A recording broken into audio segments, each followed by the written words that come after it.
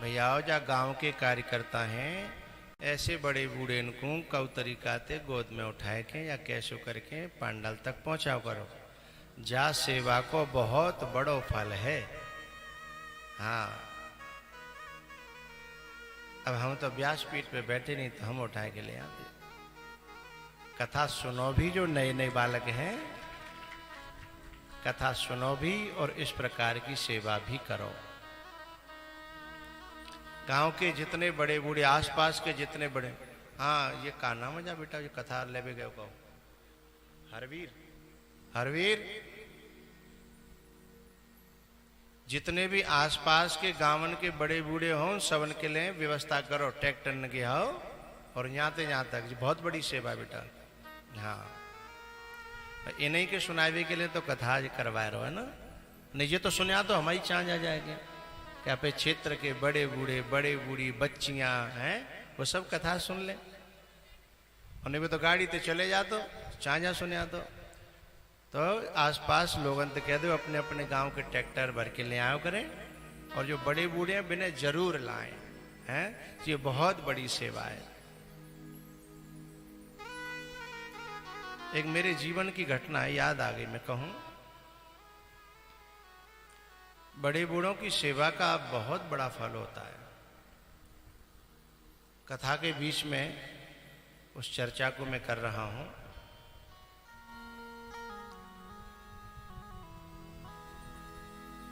मैं जब छोटा सा था, लगभग 9 में पढ़ता था, तो मैं साइकिल सीख रहा था। पहले आधी कैंची, फिर पूरी कैंची, फिर डंडा पे, तो डंडा पे मैं आए वो, फिर मैं सीट पे बैठ के थोड़ा थोड़ा चलाने लगे। उन दिनों की बात है। यानी बड़े बूढ़ों की सेवा का कितना बड़ा फल होता है वो मैं कहने जा रहा हूं।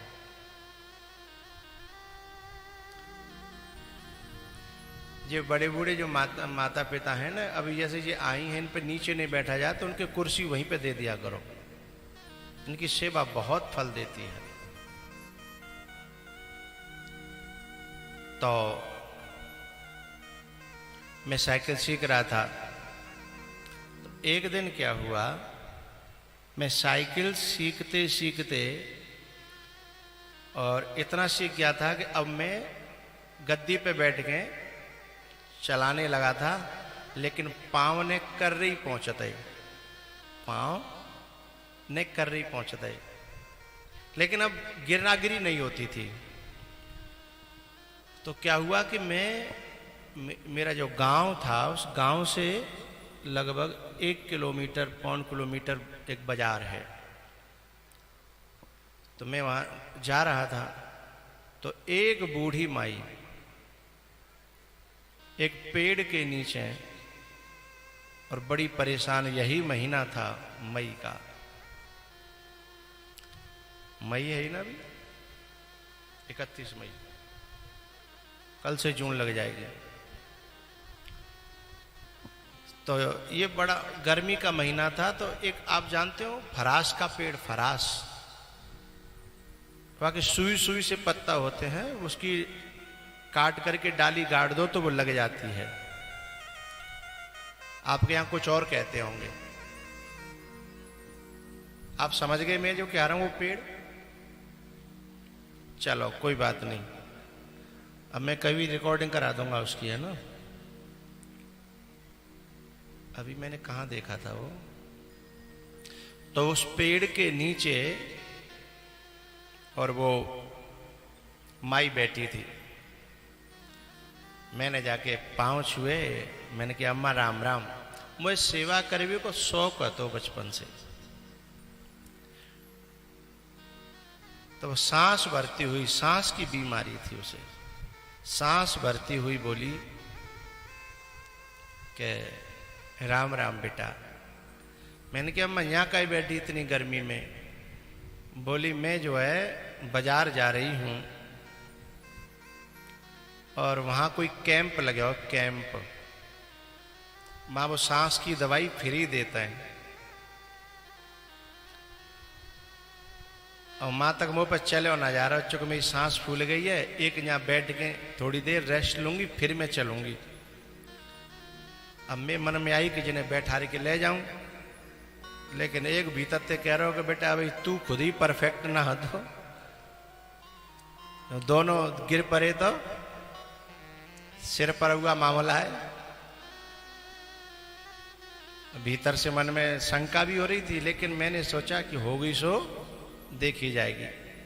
मैंने कि चलो मैं तुम्हें ले चलता हूँ साइकिल पे बैठा के। तो पीछे कैरियर पे मैंने उसे मैया को बैठा लिया।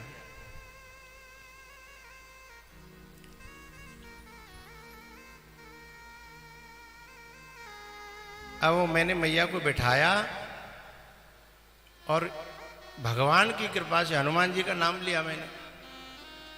ताकत को काम पड़े तो बिन्हीं को नाम ले जाते। तो ऐसी कृपा भई कि जो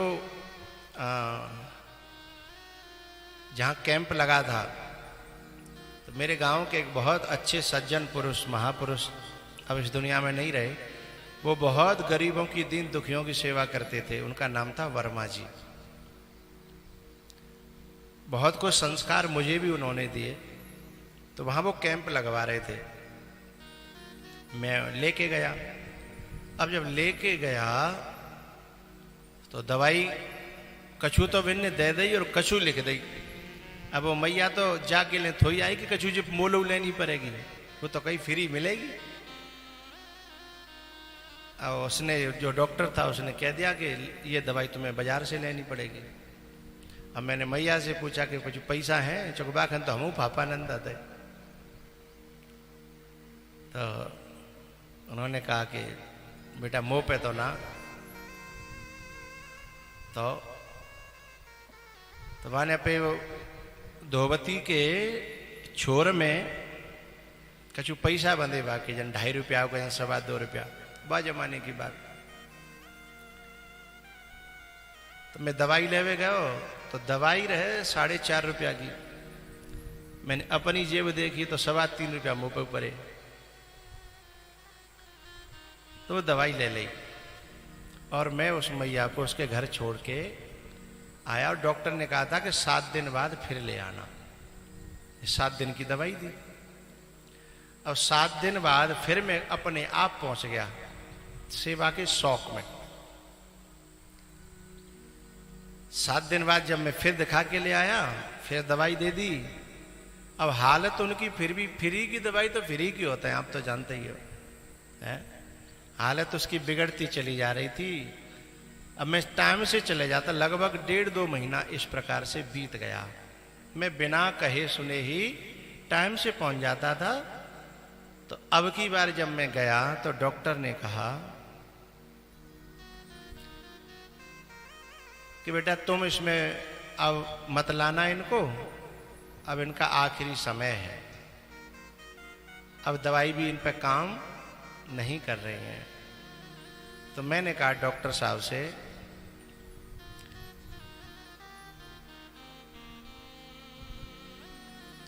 हरवीर आज शाम को हमारे मुकेश जी से सारे नियम कायदा कानून कथा के पूछ लेना, फिर सबको वैसे ही समझा देना। कथा के बीच में, हमारी कथा में पानी नहीं चलता है, जल्दी से पंडाल के बाहर हो जाए।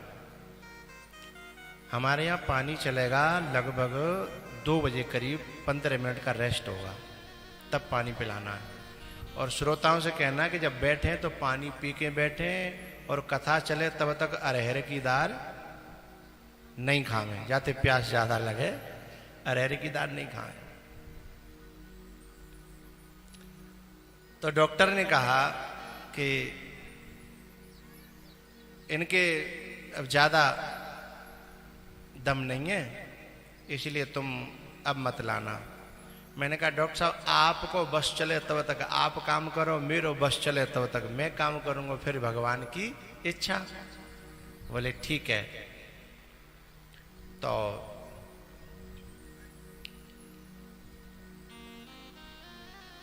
ऐसे करके दवाई करके ले करके मैं फिर छोड़ आया घर। अब मैं जो है गांव के बाहर क्रिकेट खेल रहा था। हाँ, तो क्रिकेट खेल रहा था। 2-3 दिन बाद एक लड़का आया और वह मैया ने मेरे और मेरे बाप को नाम जानती थी। उसने उस लड़के को क्या भेजा, फलाने को छोड़ा है, फलानो, और बाप बुलाए ले आओ। मैंने समझी कि बीमार है गई होगी, बुला रही होगी, क्योंकि आदमी उसी की तरफ आशा की निगाह से देखता है जो सेवा करना जानता है और सेवा करना चाहता है। हैं? तुमसे कोई अपनी सेवा की कहे तो सौभाग्य समझना, नहीं हरेक से तो हिम्मत भी नहीं पड़ती, अपनी औलाद से हिम्मत नहीं पड़ती। यदि नालायक होए, कपूत होए, तो अपनी संतान से हिम्मत नहीं पड़ती। भूखे मरते रहेंगे, बीमार बने रहेंगे, हैं, फटे कपड़ा होंगे तो भी, और औलाद इतनी नालायक होते कोई कोई तो ये कह दिया, अरे बाप हम ते कहे तब तो ना दिख रही है भाई, पनैया फट गई है, तो ना दिख रही, बाकी जो कुर्ता फटे गए, बाकी धोवती फट गई है, भाई दवाई की जरूरत है? बाप और तोते कहे। और बाप जो होता है वो थोड़ा स्वाभिमानी होता है, वो कहता है कि भाई मर जाऊंगा पर मांगूंगा नहीं, औलाद के सामने हाथ फैलाऊंगा। औलाद यदि अच्छी होगी तो खुद देखे, और फिर मां ने कही और तेने टालम टोल कर दी तो बा को काम हो रह जाएगा है। तो जब कोई तुमसे कहे ना तो खुश होकर के भगवान का शुक्रिया अदा करना कि मुझे इसने इस लायक समझा है, इसलिए मुझसे कह रहा है, हैं?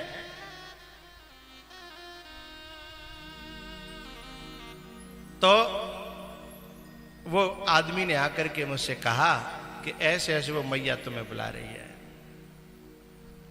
मैंने तुरंत जो है अपनी साइकिल उठाई और मैं दौड़ पड़ा। बात क्या थी मुझे नहीं पता, और मैंने जाके मैया के चरणों में माथा टेका और कहा, अम्मा राम राम। अब वाके स्वर में वो खनक नहीं थी, आंखों में आंसू थे। बोली राम राम। मैंने की दवाई लेवे चलना है का है? बोले ना, अब दवाई लेवे ना जानो। तो मैंने की क्यों बुलाया? बोले अब ले बउआ आए गए, बस तो देखवे को मन हो। मैंने कछु दया नहीं हुआ है, लेकिन सेवा की बात बता रहा हूं। जिन बड़े बूढ़े ने की आत्मा इतनी जल्दी खुश होते हैं, तो बोली अंतिम समय पे मैं तो देख वो चाह रही थी, जिनने मैं 2-3 बेर खाटते नीचे उतार रही हूं, पर मुझे याद आ रही, अंतिम समय पे कोई किसी को याद करे, ये कोई छोटी मोटी बात नहीं है। और मैं उसका बेटा भी नहीं था, मैं उसका रिश्तेदार भी नहीं था। ऐसे बुला के और मैंने बाके पांव पकड़े और बा ने मेरे माथे पे 2-3 बार हाथ फिरायो और एक आशीर्वाद दियो। रो करके बोली, बेटा मेरो आशीर्वाद है, तेरे पीछे जा दुनिया में भीड़ ही भीड़ रहेगी, चाहे तू जंगल में चले जाइयो, तेरे पीछे भीड़ ही भीड़ रहेगी। आज बा को आशीर्वाद मेरे जीवन में मुझे साक्षात दिखाई देता है।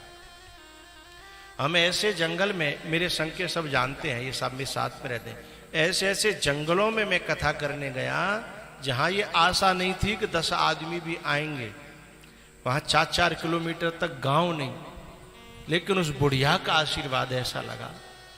और मैं ज्यादा पढ़े लिखा ना, मैं बहुत, मेरी बुद्धि जो है ना बहुत ठोस बुद्धि को मैं, लेकिन ये सब उस बूढ़ी मां का आशीर्वाद मुझे ऐसा लगता है।